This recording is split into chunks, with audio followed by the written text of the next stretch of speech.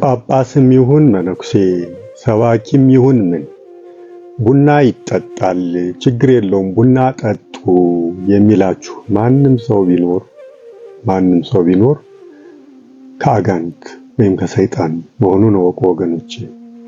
እደግመዋለሁ።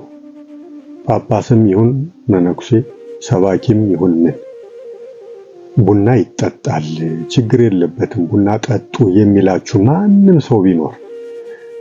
ሰው ቢኖር እሱ ከሰይጣን ወይም ከአጋንንት እንጂ ከእግዚአብሔር አለመሆኑን እወቁ። ልብ በላችሁ ስሙ። በዚህ ጉዳይ ላይ አባ ገብረ ኪዳን የተናገሩትን ዋቢ አድርጌ ትንሽ መናገር ፈልጋለሁና እስኪ ይሄንን ቪዲዮ አዳምጠን እንመለስ። ቡና ማን የፈጠረው? እንጨት አቤት እግዚአብሔር የፈጠረው ፍጥረት መልካም ነው አይደለም? በሉ እንጂ መልካም አይደለም? እግዚአብሔር ከፍጥረት ፈጥሯል። ሰይጣን ራሱ ቅዱስ ፍጥረት አልነበረም ነው? ማን ነው የበደለ? ራሱ። ታዲያ ቡና መልካም ፍጥረት ሆኖ ከተፈጠረ ምን አድርጎ ነው የማይጠጣ ስንላቸው እንዲህ ይላሉ። ሰይጣን መቋደሻዬ ነው ብሏል ይላል። ሰይጣን እንግዲህ እንጀራ መቋደሻዬ ነው ብሏል እናልክ ነው። እውነት የምነግራችሁ ሰይጣን ሲጀመር እውነት ይናገራል አይናገርም። እስመ ሐሳዊ ውእቱ ወበኋላ ሐሰት መጽሐፍ ቅዱስ ላይ የተጻፈው ነው። ዮሐንስ ወንጌል ምዕራፍ 8 ላይ እሱ የሐሰት አባቷ ነው። የሐሰት አባቷ ወሶበ ይነብብ ሐሰተ እምዚአሁ ይነብብ ሐሰትንም ሲናገር ከራሷ መንጭቷ ይናገራል ብሎ ነው የሚናገረው። ስለዚህ ሰይጣን የኔ ነው ያለው ሁሉ እንግዲህ ሰይጣን ቤተክርስቲያን የኔ ናት ልንሰጠው ነው? አንሰጠው። አንዳንዶች ደግሞ ባለዛሮችና ጠንቋዮች ይጠቀሙበታል። እንዴ በግን እንግዲህ ጠንቋዮች ያርዱታልና እኛ አንበላም ነው? ኃጢአት ነው ሊባል ነው? ስንዴ እኮ ከሙስሊም ቤት ቂጣ ሆኖ ይፈተታል። ከኛ ቤት አይበላም ሊባል ነው? ሰው እንዳጠቃቀሙ ፍጥረትን ይጠቀምበታል፣ ራሱ ያረክሳል። ቡና ያረከሰ ፍጥረት ነው የሚል ፈጽሞ የለም። ቡና ለምን ሰተት ብሎ እንደገባ አላውቅም። እንኳን መጣሉ። አንዳንዶቹ ደግሞ ቆሮንቶስ መልእክት ላይ ቅዱስ ጳውሎስ የአጋንንትን መጠጥና የእግዚአብሔርን መጠጥ አንድ ላይ መጠጣት አትችሉም ብሏል ይላል። የአጋንንትን መጠጥና የእግዚአብሔርን መጠጥ አንድ ላይ አትጠጡ ነው ያለ እንጂ ቡና የአጋንንት መጠጥ ነው ግን አለ። የአጋንንት መጠጥ የተባለው ከጣዖት ቤት የሚሰራ ማንኛውም ነገር ከጣዖት ቤት ከተሰራ የባለዛሮች ስም ከጠሩበት፣ ጠንቋዮች ከደገሙበት፣ የአጋንንት ስም ከተጠራበት ቡና ብቻ ሳይሆን እንጀራም አይበላም፣ ጠላም አይጠጣም። ማንኛውም ነገር ከአጋንንት ቤት ከሆነ የረከሰ ነው። ከቃሉ ጋር ናችሁ? እግዚአብሔር ከሁላችን ጋር ይሁን። በዚያው ላይ ደግሞ እንዲህ የሚል ጥያቄ ደግሞ ቡና ጌታ የተሰቀለለት ለምልሞ ሁሉም እጽዋት ሲያረግፉ ቡና ለክርስቶስ ምን በድሎት? ክርስቶስ ቡናን ምን በድሎት ነው ሳያቅ ለምልሞ ይዋል? እንዴ ነውር አይደለም? ከፍጥረት ወገን ክርስቶስ ከፍጥረት ወገን ከሰውና ከሰይጣን በስተቀር ግዛሉ ያፋለሰ ለክርስቶስ መገዛቱን ያቆመ ማንም ሰው ማንም ፍጥረት የለም። እንጨትም በሉት ድንጋይም በሉት ሁሉም ለክርስቶስ ተገዝቷል። እንደዚህ የሚል መጽሐፍን ፈጽሞ የለም። ቤተክርስቲያን 4 የትምህርት ቤቶች አሏት። ብሉይ፣ ሐዲስ፣ ሊቃውንት፣ መነኮሳት። የመጻሕፍት ትምህርት ቤቶች የሚያልቁት በዚህ ነው። በሏቸው እስኪ ብሉያት በሉ፣ እሺ፣ ሐዲሳት፣ እሺ፣ ሊቃውንት በሉ፣ እሺ፣ መነኮሳት። እነዚህ ሰው ሲማር በቤተ ክርስቲያን 4ቱን ጉባኤያት ጨርሶ ተመረቀ ይባላል። በ4ቱም ጉባኤያት ውስጥ ቡና አይጠጣም የሚልና ክርስቶስ የተሰቀለለት ለምልሞ ውሏል የሚል መጽሐፍ ጨርሶ አይገኝም። እንግዲህ የቤተ ክርስቲያኒቱ ትርጓሜ ቤት ከሌለ ማን አመጣው ይባላል? ከየት ታመጣላችሁ? ቤተ ክርስቲያኒቱ ዋናው ወስኖ የሚያኖራት በደንብ አስተውሉ፣ ትርጓሜ ቤቷ ነው። የመጽሐፍ ትምህርት ቤት ያላለውን መናገር ፈጽሞ ነውር ነው። አባቶቻችን አልተረጎሙም። ቄርሎስ ብሏልን? አፈወርቅ ብሏልን? ቅዱስ ያሬድ ብሏልን? አባ ጊዮርጊስ ብሏልን? አቡነ ተክለ ሃይማኖት ብለዋልን? ወይስ ማን ነው ያለው? አግናጤዎስ ብሏል? ሄሬኔዎስ ብሏል? አላለ። አቡሊዲስ ብሏል? ሳዊሮስ ብሏል? አላለ። ታዲያ እንግዲህ ነቢያት ሐዋርያት ብሏል? አላለ።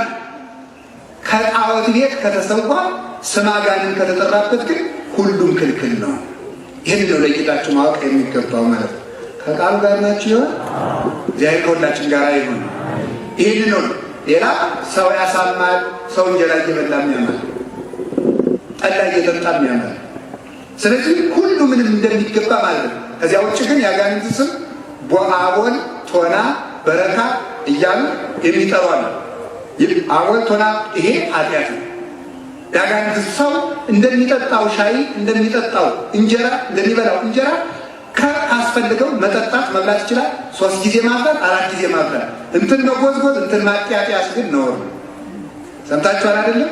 ይህ ከተማ ሰው የሚያጥያጥ ሰው አለ። ዝም ብሎ በዚህ ምንድነው ስሙ ቡና ስታፈሉ በዚህ የምትደጋግሱት ነገር እንደዚያ ያለውን ነገር ፈጽሞ ይህንን አሸንክታ የሆነ ነገር በጣም እንደምንፈልገው ምግብ ዝም ብሎ መጠቀም ይቻላል። ነገር ግን ሰው አልጠጣም ቢል ግን ነውር አይሆንበትም። ሰው ስጋ አልበላም ቢል ነውር እንደማይሆንበት በድርሳነ ጽዮን በሌሎቹ በድርሳነ አቡነ መብዓ ጽዮን በዜና ሥላሴ ተጽፎ ይገኛል። ተአምር ነው። ምሳሌ አንድ ነገር ንገራችሁ። አንድ ወንድ ወይም አንድ ለምሳሌ አያድርገውና አንድ ካህን በአንዲት ሴት ምክንያት ክህነቱን ቢያጣ ሴት ኃጢአት ነው አይደለም? መልሱ።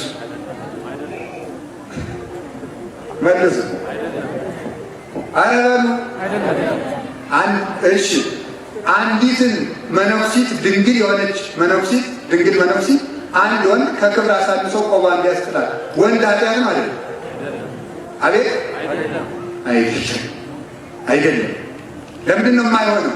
ያ ማለት ነው። ታዲያ ስንት ሰው ያሰናከሉ ሰዎች አሉ። ሰው ስላሰናከሉ ስንት ወንዶችን ያሰናክሉ ሴቶች ስላሉ ሴት ኃጢአት ነው ከተባለ ሴቱ ላይ አይጸድቅም ማለት ነው። እንደዚህ ያለ መጽሐፍ አለ። እንደዚህ ነው ማሰብ የሚጠበቅባችሁ ማለት ነው። በቡና ያሳተው ሰው ሰይጣን፣ በቡና ያሰናከለው ሰው ሊኖር ይችላል። በበግ ያሳሳተው ሰው ማለት፣ በእንጀራ ያሰናከለው ሰው ማለት፣ በብዙ ነገር ምን እሱ ብቻ በቀሚስና በካባም እኮ አሰናክሏል። በቆብም እኮ ሰይጣን አታሏል። ታዲያ ሰይጣን መነኩሴ መልሶ ስላሳሳተ ምንኩስና ኃጢአት ነው ልንል ነው? አይደለም፣ ፈጽሞ እንደዚህ አይደለም። ለይቶ አበጥሮ የጥንቆላውን ለጥንቆላ ለይቶ እንዲህ ያለው አጋንንት ጋር ዛሬ ረቡዕ ነው ዓርብ ነው ሳይል ወደዚህ ጥጋጥግ ሳይጠቁ ማንኛውም ፍጥረት አመስግኖ ቢመገቡት በእግዚአብሔር ስም የተቀ እንግዲህ እንደሰማችኋቸው ነው አባ ገብረ ኪዳን።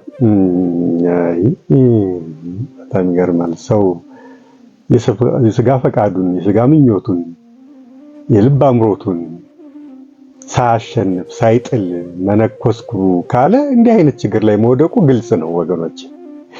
ቡናን እንግዲህ ቡና ከባድ ነገር ሆናባቸው ቡናን ላለመተው ነው እንግዲህ እዚህ ድረስ እንግዲህ በግልጽ የሚናገሩ መጻሕፍት እያሉ ቅዱሳት መጻሕፍት እያሉ ወይሳቸው ራሳቸውን ብቻ አሰናክለው ቢቀመጡ እኮ አንድ ነገር ህዝበ ክርስቲያንን እስከ ማሰናከል ድረስ እኔ እጠጣለሁና እኔ የምጠጣው ነገር በቃ ብሩክ ቅዱስ መሆን አለበት መከልከል የለበትም ተብሎ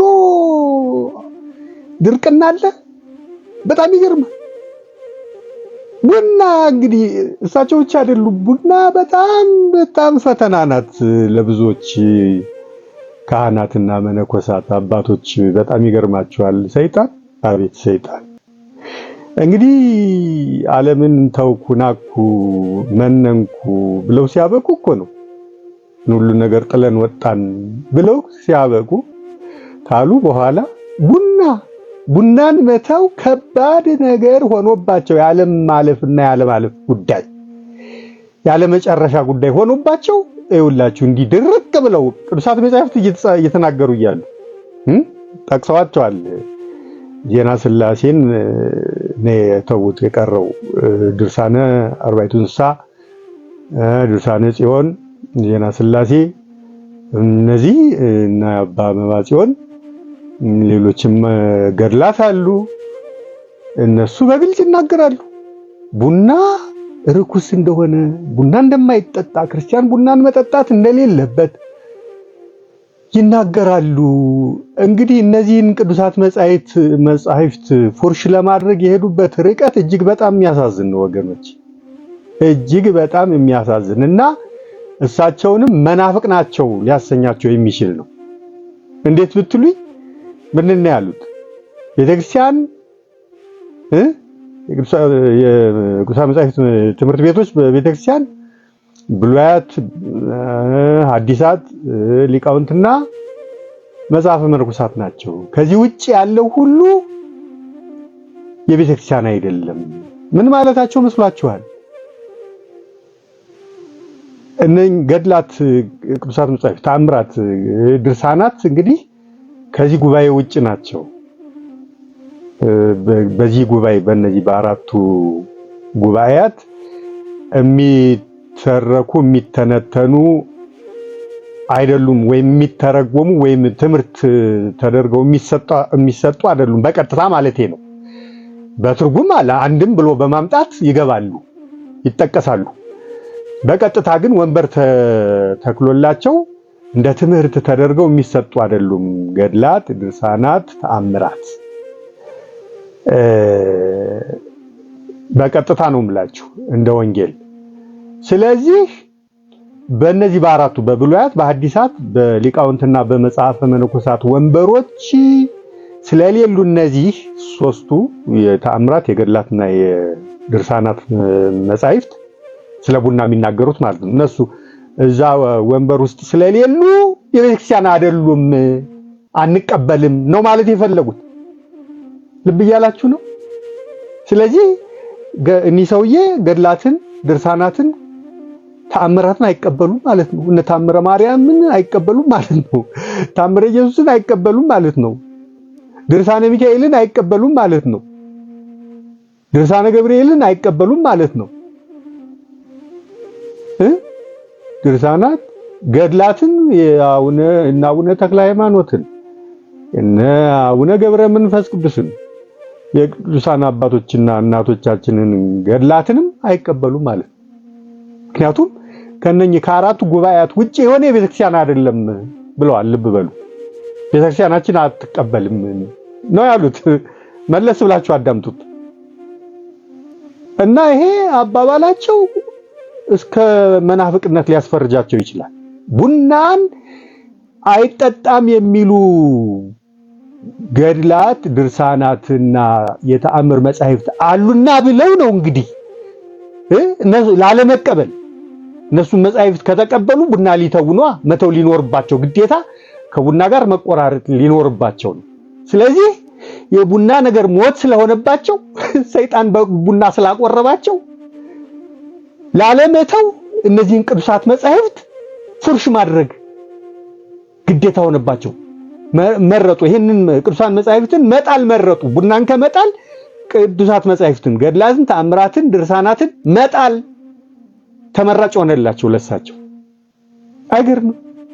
አያሳዝንም? አሁን ሰውዬ ናቸው ታዲያ መነኩሴ ዓለምን ጥለው የመነኑ ስለ ክርስቶስ ብዙ መከራን የሞት ጽዋን ሁሉ ጭምር ለመቀበል የቆረጡና የመነኮሱ ሰው ናቸው። ታዲያ አሁን ይሄ ሰውዬ ለቡና ይሄን ያህል መከራ ሆኖባቸው ቡናን ላለመተው ቅዱሳት መጻሕፍትን የጣሉ ሰውዬ ደግሞ ሲጀመር አራቱ ጉባኤያት የሚባሉት እነዚህ አይደሉም። አባ ገብረ ኪዳን ይሄ አንድ ጉባኤ ነው። መጻሕፍተ ብሉያት፣ መጻሕፍተ ሐዲሳት፣ መጻሕፍተ ሊቃውንትና መጻሕፍተ መነኮሳት አንድ ጉባኤ ነው። ምን ተብሎ ይጠራል? መጽሐፍ ቤት። መጽሐፍ ቤት። አራቱ ጉባኤያት የሚባሉት እነዚህ አራቱ የቤተ መጽሐፍ ጉባኤያት አይደሉም፣ አንድ ጉባኤ ናቸው። እነዚህ መጽሐፍ ቤት ተብለው ይገለጻሉ። ሶስት ሌሎች ጉባኤያት አሉ ለቤተ ክርስቲያን። እነሱ ምንድናቸው? ሁለተኛው ጉባኤ ዜማ ቤት ነው። ሁለተኛው ጉባኤ ዜማ ቤት ነው። ሶስተኛው ጉባኤ ቅኔ ቤት ነው። አራተኛውና የመጨረሻው ጉባኤ ቁጥር ቤት ነው ወይም አቡሻህር ማለት ነው። እነኚህን አራቱን ጉባኤያት የተማረ ነው ሊቀ ሊቃውንት የሚባለው። አራት ጉባኤያት የሚባሉት እነዚህ አራቱ ናቸው እንጂ እሳቸው ግን የመጽሐፍ ቤት ያሉትን የመጽሐፍ ጉባኤያትን ጠቀሱና አራቱ ጉባኤያት የሚባሉት እነዚህ ናቸው ብለው ቁጭ አሉ። አይደሉም። አራቱ ጉባኤያት አሁን የጠቀስኩላችሁ ናቸው። እሳቸው አራት ያደረጉት አንድ ጉባኤ ነው እና እዚህ ድረስ ርቀው ሄዱ። አባ ገብረ ኪዳን በቃ እንቅጩን ልንገሮት፣ ተስፋ የለዎትም፣ አይድከሙ። ከቡና ጋር ተቆራኝተው በቡና ቆርበው ቡና ላለመተው እዚህ ድረስ ከቆረጡ ተስፋ የለዎትም። እንቅጩን ልንገሮት፣ ተስፋ የለዎትም፣ አይድከሙ። ከንቱ ድካም ነው የሚደክሙት። ምናልባት ድካም እየደከሙ ከሆነ እንደምናየው ግን ምንም አይነት ድካም አናይም። እርስዎ ላይ ትሩፋት ይኖረውታል ብለን ተስፋ የምናደርገውት አይነት ሰው አይደሉም። ግን እንዲያው እየደከሙ ካሉ ትሩፋት ካሉት ከሰው አይን የተሰወረ ከሰው ጆሮ የተደበቀ እግዚአብሔርና እርስዎ ብቻ የሚያውቁት ትሩፋት ካሉት ከንቱ ድካም ነውና የሚደክሙት ይተውት ነው የምሎት። ከቡና ጋር እንደቆረቡ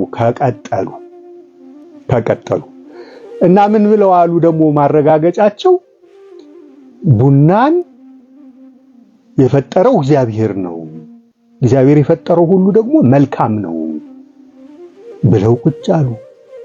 እግዚአብሔር የፈጠረው እጽ ሁሉ ይበላል ያሉት ማን ነው? እስኪ ጥያቄ ልጠይቅዎት። እጽዋት ሁሉ አሉ። እንግዲህ እጽዋት የማይበሉ እጽዋት ስንት ሞልተዋል። መርዝነት ያላቸው ብንበላቸው ብንመገባቸው ሊገሉን የሚችሉት እንግዲህ እነሱን የፈጠራቸው እግዚአብሔር ነውና ብለን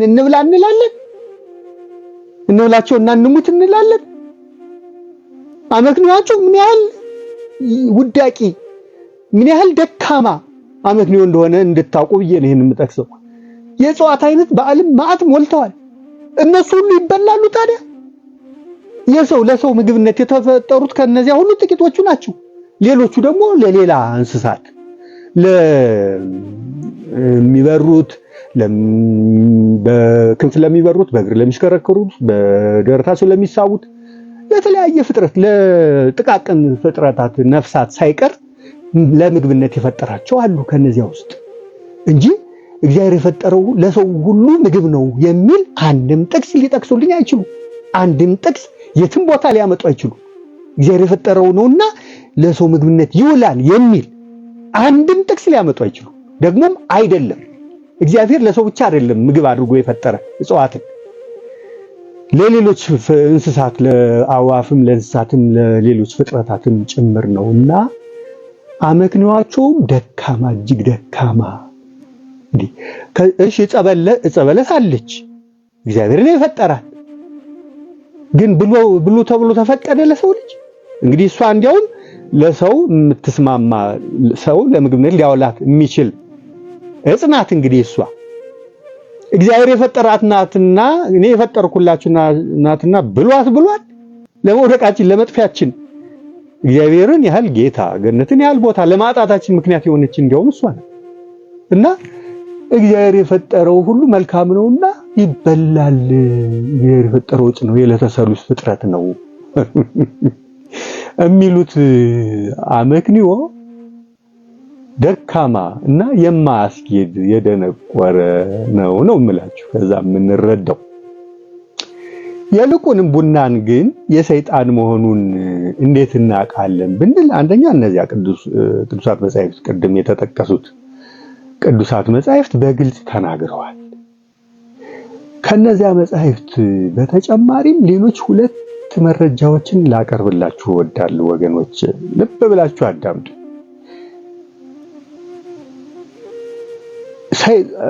ሰይጣናት አጋንንት ያደሩባቸው ነው። ጠንቋይ፣ አውሊያ፣ ባለዛር ምናምን የሚባሉት የአጋንንት አገልጋዮች ያለ ቡና አጋንንት እንደማይስቡ ታውቃላችሁ አይደል ወገኖች?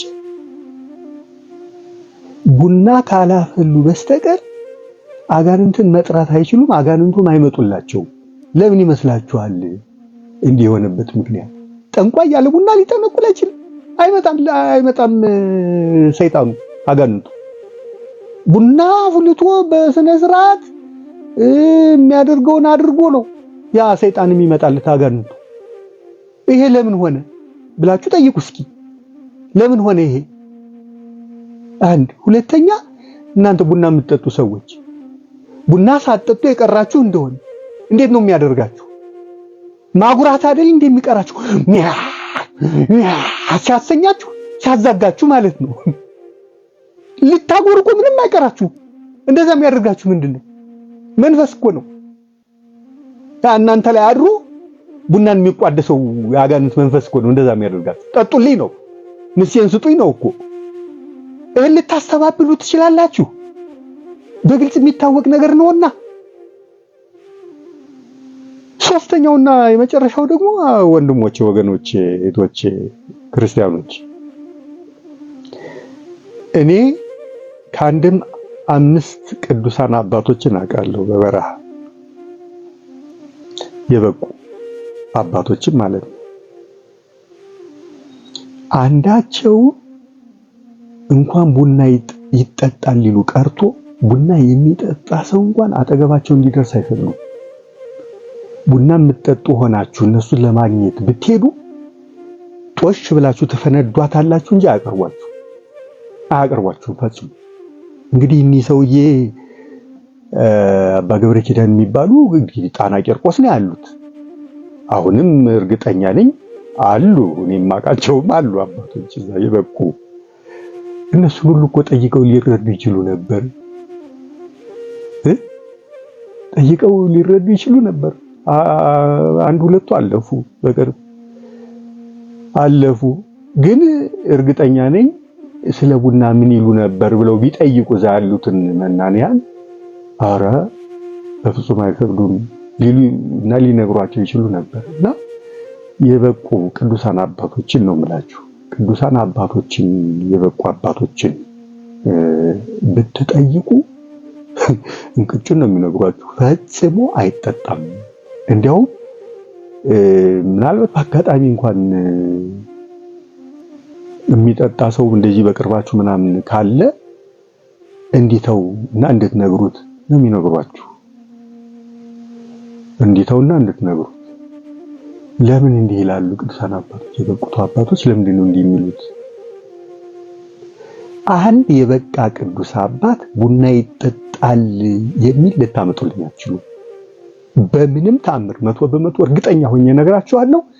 አንድም የበቃ ቅዱስ አባት በየበራው ሂዱ፣ በየገዳሙ ሂዱ፣ በየፍርኩታው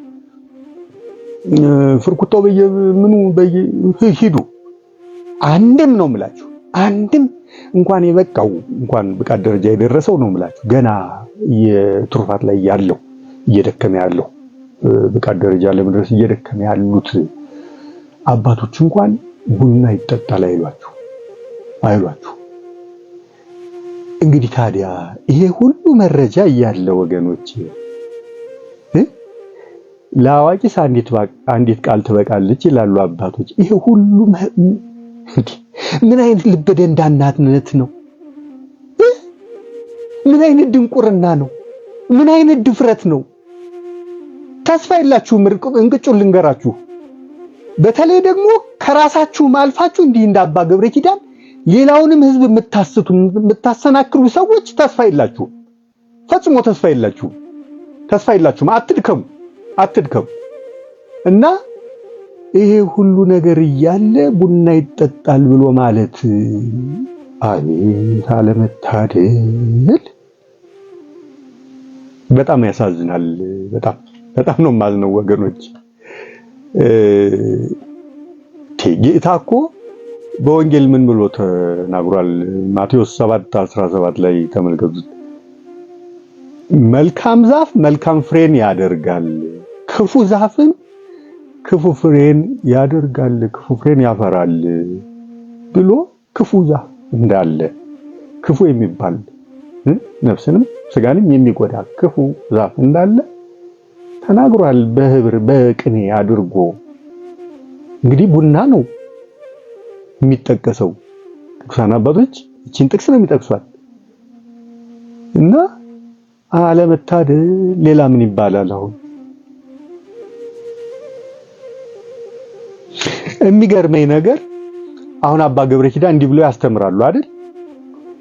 እሺ ጫትንስ ምን ይሉ ይሆን? ጫትን፣ ሲጋራን፣ ሐሽሽን እነዚህ ሱስ የሚያመጡ ያጋንት እጽዋት አሉ አይደል? ሌሎች ከቡና በተጨማሪ እነሱንም እግዚአብሔር የፈጠራቸው የዕለተ ሰሉስ ፍጥረታት ናቸውና ችግር የለም ውሰዱ ይሉ ይሆን?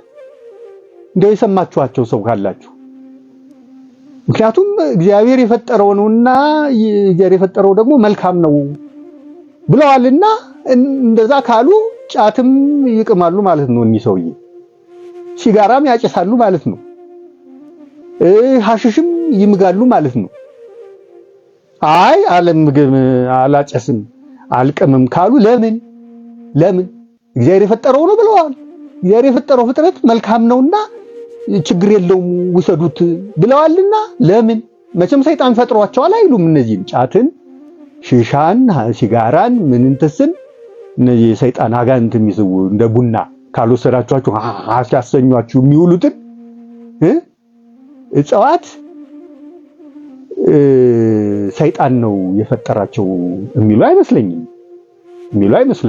እግዚአብሔር እንደፈጠራቸው የሚመሰክሩ ይመስለኛል። እግዚአብሔር ከፈጠራቸው ዘንዳ ታዲያ እነሱንም ይወሰዳሉ ውሰዱ ችግር የለም ብለው ያምናሉ ማለት ነው ወይ? ጠይቁልኝ። ሁለተኛ ጥያቄ፣ የእሳቸውን ትምህርት ተቀብላችሁ ቡና የምትጠጡ ወገኖች ይሄንን ጥያቄ መጠየቅ ግዴታ አለባችሁ። ሁለተኛ ጥያቄ ነው ይሄ እና ቡና ፈጽሞ አይጠጣም ወገኖች። በተለይ ቆራቢ የሆናችሁ ወገኖች እንደው ቅድም የተጠቀሰው ጥቅስ ነው ጳውሎስ በቅኔ ተናግሮታል። የአጋንንትን መጠጥና የክርስቶስን የእግዚአብሔርን መጠጥ አንድ ላይ አጠጡ ያለው እሱን ነው እና ባካችሁ ቆራቢ የሆናችሁ ወገኖች በተለይ ቡናን አጥጡ። 4-5 ማስረጃ እየቀረበላችሁ ታላልፋችሁ ኧረ ከባድ ነገር ነው ወገኖች። በነፍሳችሁ ላይ እኮ ነው እየፈረዳችሁ ያላችሁ። እሺ ታረማለሁ ብላችሁ እንኳን ለመታረም ሁለተኛ እድል ልታገኙ የምትችሉ አይደላችሁም። በቃ ሄዳችሁ ሲፈረድባችሁ ተፈረደባችሁ ነው። እንዲህ አይነት ሪስክ ትወስዳላችሁ በነፍሳችሁ? ኧረ እባካችሁ እንዲህ የሚያደፋፍራችሁ ያደረባችሁ ጋኔን ነው እንጂ አሁን ቡና መተው የሚቀርባችሁ ትልቅ ነገር ኖሮ የሞትና የህይወት ጉዳይ ሆኖባችሁ እኮ አይደለም። ሰይጣን እኮ ነው ያደረባችሁ። ለቀላል ነገር ብትተውት ምንም የማያጎድል ነገር ሲያከስራችሁ ነው እኮ። ኧረ እባካችሁ ልብ ግዙ። ተው ነው ማለት የምፈልገው። ቡና ጠጡ የሚሏችሁ ሰዎች በሙሉ ከአጋንንት ናቸው ነው የምላችሁ። ከአጋንንት ናቸው። ይኸው ቅድም የነገርኳችሁ። እንደው ሌላው ይቅር፣ እንደው ግድ የለም ገዳማት ይሄዳሉ ምናምን ትሉ የለ የዘጉ አባቶችን እሺ፣ የበቁትን አታገኟቸውም። እሺ ግድ የለም የዘጉ አባቶችን ጠይቁ። አንዳቸውም ይጠጣል አይሏችሁ።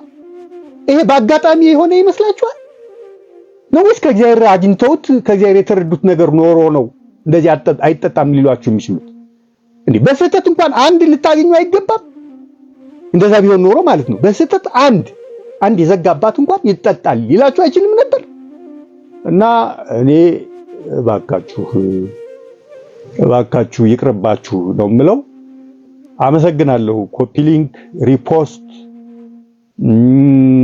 ሼር እያደረጋችሁ ላይክ፣ ሰብስክራይብ እና ፋሎው እያደረጋችሁ አመሰግናለሁ።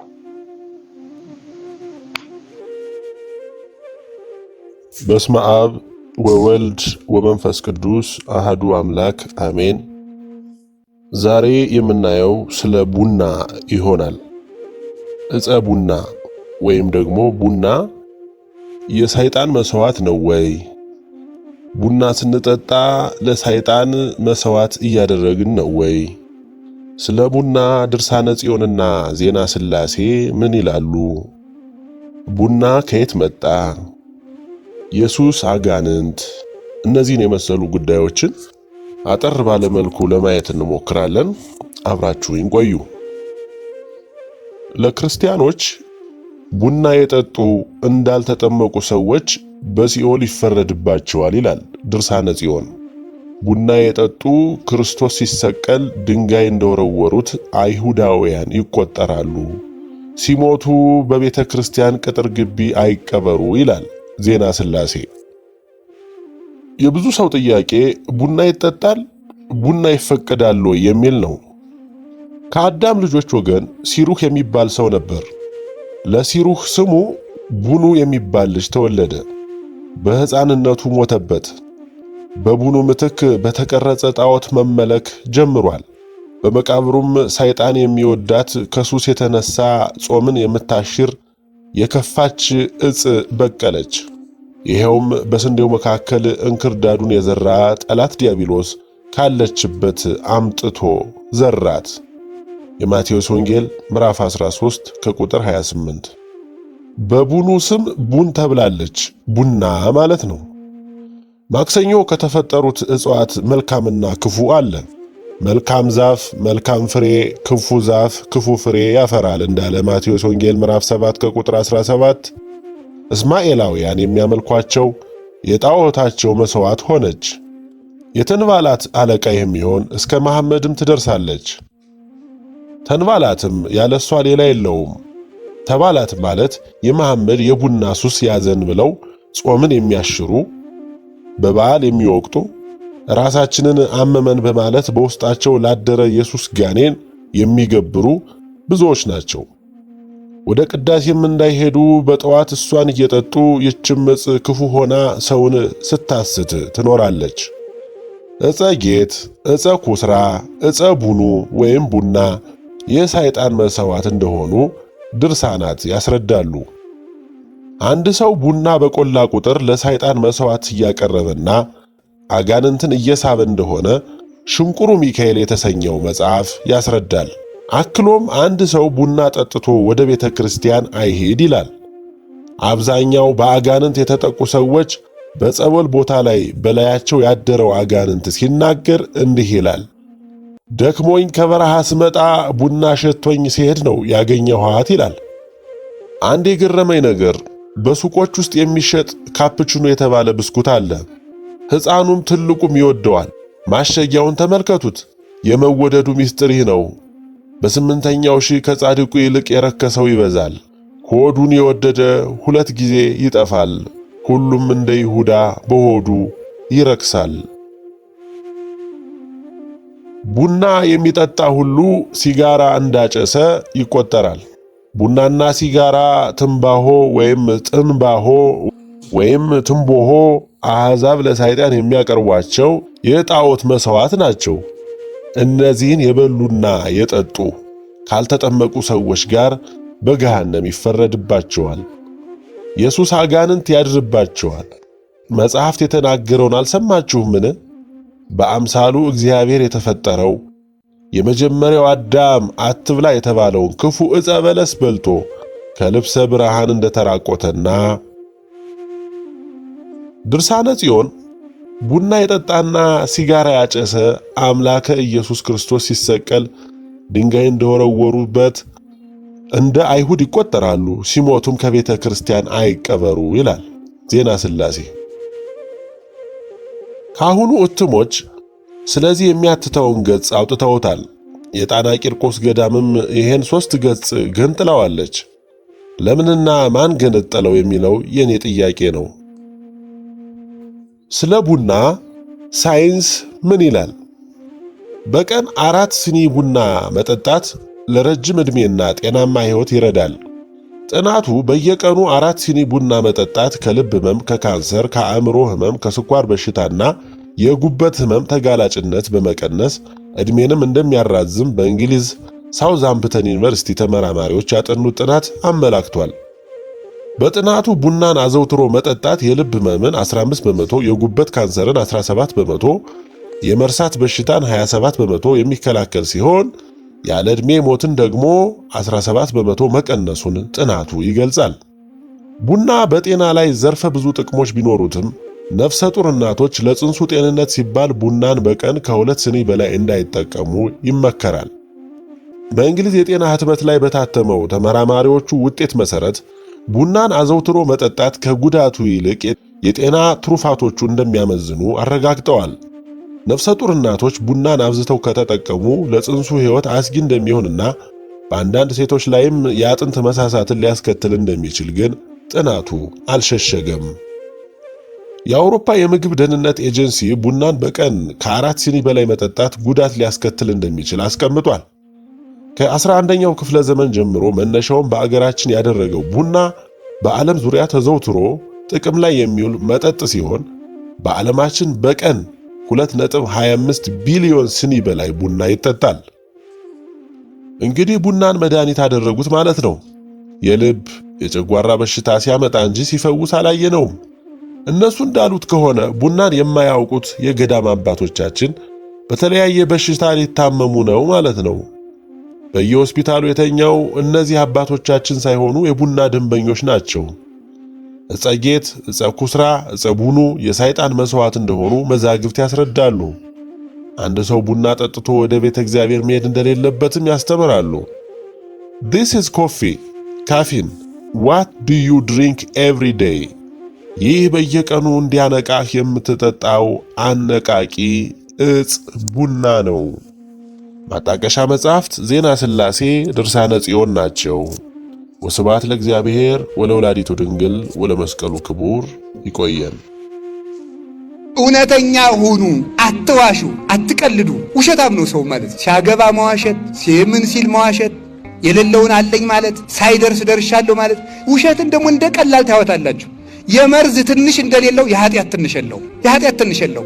መርዝ ከሆነ ይገላል፣ ኃጢአት ከሆነም ይገላል።